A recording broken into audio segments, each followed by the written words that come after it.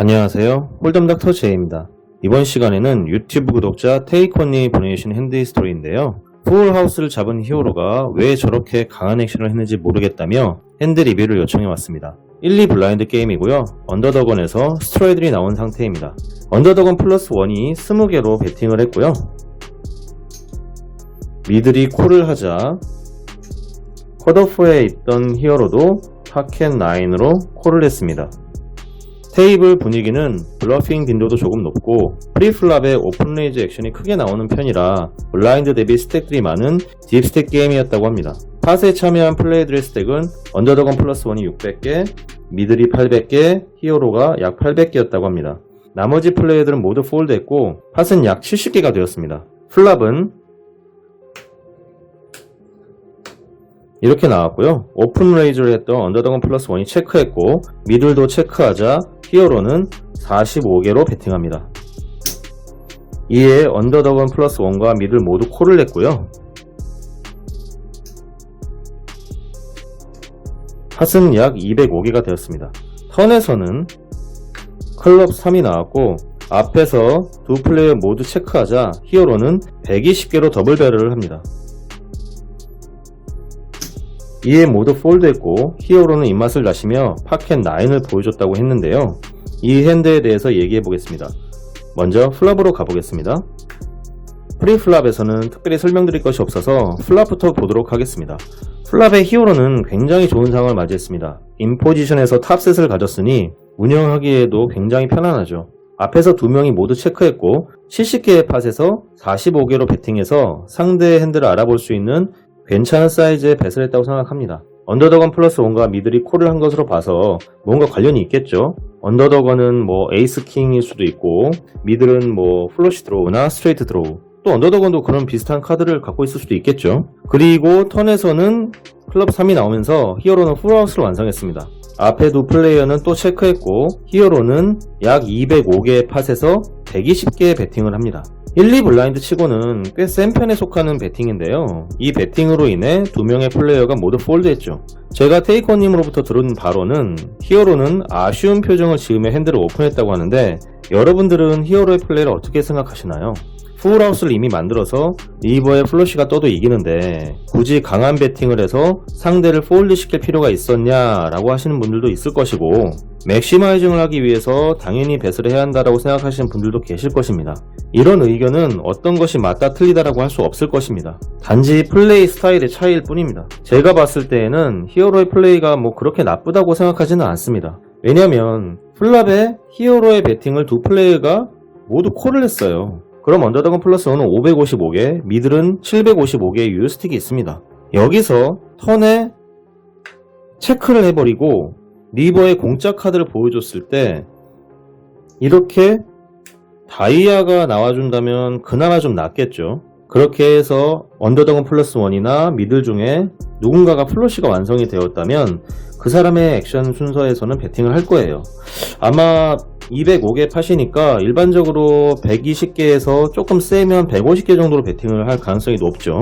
그럼 여기서 히어로가 상대로부터 레이즈를 함으로써 콜을 유도할 수 있는 배팅 사이즈를 한번 생각해보죠. 만약 상대방이 플러시 드로우, 그러니까 예를 들어서 미들이 이런 카드를 가지고 플러시를 완성했다고 하겠습니다. 그러면은 755개의 유효스택에서 150개를 배팅했다고 치면 한 600개 정도가 남겠죠. 그럼 여기서 히어로가 150에 200을 더 레이즈 한다면 콜을 받아내는 것은 그렇게 어렵진 않을 거예요. 그러나 만약 히어로가 150에 300을 레이즈 한다면 이런 카드를 가졌을지라도 사람에 따라서 8셋이나 9셋 가지고 턴에 완성이 됐나? 이런 생각으로 폴드를 할 수도 있습니다. 이것은 사람에 따라 다른 것이고 들어간 게 있어서 못 죽어, 플러시를 어떻게 죽어 라고 생각하는 사람들은 해당 사항이 아니니 너무 극단적으로 생각하진 말아주세요. 그렇기 때문에 턴에서의 체크가 상대에게 기회를 줄 수 있는 좋은 상황을 만들어주는 것은 맞는데 결과값까지 보장하는 것은 아닙니다.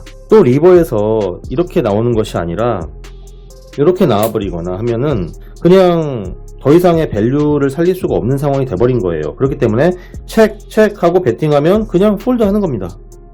그러나 턴에서 지금처럼 120개의 배팅을 한다면 이런 카드를 가지고 있는 사람이 플러시를 띄우기 위해서 콜을 할 수도 있어요. 물론 리버에 이렇게 나와버리면 결국에 폴드하는 건 똑같겠지만 턴에서 체크를 함으로써 공짜 카드를 보여주고 리버에서 배팅을 했을 때 폴드하면 아무런 기대값을 받지 못한다는 거예요. 히어로의 카드가 이런 카드가 아니라 만약에 이런 카드였다, 뭐 하이파켓과 같은 원페어, 혹은 지금의 이 카드가 이게 아니라 이렇게 나왔고 히어로가 이런 카드를 들었다고 한다면 턴에서 플러시가 완성되는 걸 방지하기 위해서 센 배팅을 할 거예요. 그리고 드로우를 가진 사람들을 플러시를 완성시키기 위해서 그런 액션을 뚫고 들어오죠. 지금과 같은 상황이 벌어졌다고 치면 이 카드 가지고 체크를 할까요? 절대 안 하고 배팅을 합니다. 그리고 이 사람도 그 배팅에 대해서 콜을 할 수도 있어요. 그러니까 상대방의 카드를 모른다고 가정을 했을 때 이런 상황에서 배팅을 한다는 거에 동의하고, 상대방이 뭘로 배팅했는지는 모르지만 내가 너 플러시 드로우를 갖고 있기 때문에 한 번쯤 콜할 수 있지 라고 생각하고 액션을 한다는 거예요. 지금과 같은 상황에서는 플랍을 미스했지만 나쁘지 않아요. 너 플러시 드로우에 원오버 카드까지 있으니까 이때 여러분들은 폴드할 생각이 없을 겁니다. 그러나 지금 상황에서 이 카드 가지고 배팅을 했을 때 여기서 레이즈를 한다고 하면은 부담스럽다고 느껴서 책, 배팅, 콜 이런 식의 라인을 타고 체크를 할 거예요. 역시나 히어로가 45개로 배팅을 했고 이런 카드가 아니었죠. 다시 돌아오겠습니다. 이런 상황에서 배팅을 했고 이런 카드를 갖고 있다고 하면 괜찮다고 생각하기 때문에 콜을 할 수도 있어요. 그런데 언더더건 플러스 1에 있던 사람이 콜을 했기 때문에 오즈가 더 나와버린 상황이 된 거죠. 그러니까 죽을 이유가 없는 거예요. 턴에서 아쉽게 플러시를 완성하는데 실패했고 또다시 체크를 했는데 이번에는 컷오프가 200, 508에서 120개로 이제 배팅을 하죠. 상황적으로는 괜찮지만 컷오프의 액션이 묵직하게 느껴지고, 만약 여러분들이 이런 상황에서 힘겨운 콜을 했다고 가정을 해볼게요. 가정. 그리고 난 다음에 리버에 이런 카드가 나왔어요. 그러면은 지금 여기가 히어로지만 여러분들이 미들의 입장에서 이런 카드를 가지고 지금의 상황을 만들었다고 한번 생각을 해볼게요. 그러면 리버에서 이렇게 카드 뜨는 순간 여기서 체크할 건가요? 아니죠. 거의 대부분 다 열의 한 8, 9은 배팅을 할 겁니다. 플러시가 떴고 이 사람도 뭘 들었는지는 모르겠지만 플러시를 무서워할 수도 있기 때문에 내가 체크하면 이 사람도 체크할 수 있어 라는 생각을 하는 사람은 여기서 배팅을 할 거예요. 그럼 턴에서 팟이 205개였는데 120개를 배팅을 했으니까 320개가 됐고, 여기에서 배팅을 하면 얼마 정도 할까요? 미들의 스택이 한 755개 정도가 남았으니까 거기에서 120개 콜을 했죠. 그러니까 635개 정도가 남은 거예요. 거기에서 팟은 320개죠. 못해도 한 200개 정도는 배팅하지 않을까요? 그리고 다시 돌아와서 히어로 입장에서 이런 상황을 만들어주고 배팅이 나왔을 때 200개를 받고 레이즈로 한 300개 정도나 혹은 상대방이 콜할 수 있을 정도의 약한 배팅을 하게 되면 좀 더 맥시마이징을 할 수 있는 확률에 가까워지게 되는 것이죠. 어떤 사이즈를 배팅하는지는 사람마다 다르겠지만 일반적으로 하프 사이즈는 넘을 거예요. 그럴 경우에 남은 스택이 얼마 안 되기 때문에 이제 히어로 입장에서는 상대의 리스크 값을 주면서 빅팟을 만들기 위한 그런 액션이라고 보여집니다.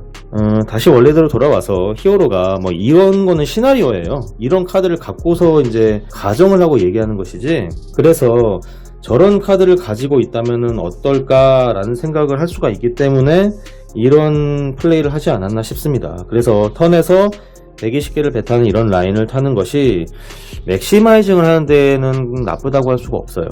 특히나 개신 게임을 많이 하고 블러핑 빈도도 제법 있는, 또 스택들이 많은 상황에서는 상대가 폴드하는 것을 너무 염두에 두면 안 됩니다. 어떤 상황이든 상대가 콜한다면 콜할 만한 핸들을 가지고 있기 때문이고, 폴드한다면 콜할 정도로 강한 핸들을 가지고 있지 않기 때문입니다. 1, 2 블라인드 게임이 림프도 많고 굉장히 패시브해서 뭐 소위 쫄대기판이라고 얘기들 많이 하더라고요. 그런 분위기의 테이블이라면 플레이어들의 스택도 많지 않을 것입니다. 그런 상황에서는 턴에서 공짜 카드를 보여주더라도 리버의 올인을 받아낼 수 있을 정도일 것이니 어떤 액션을 취하더라도 괜찮을 것입니다. 하지만 지금과 같은 테이블에서는 스택들이 많기 때문에 조금 다른 관점으로 접근하는 것이 좋습니다. 여러가지 상황을 고려하는 것이 중요하다고 항상 말씀을 드리는데요. 이 핸드 또한 그런 상황을 잘 고려해서 플레이를 하는 그런 스팟입니다. 이번 핸드 리뷰는 여기서 마치겠습니다. 시청해주신 여러분 감사합니다.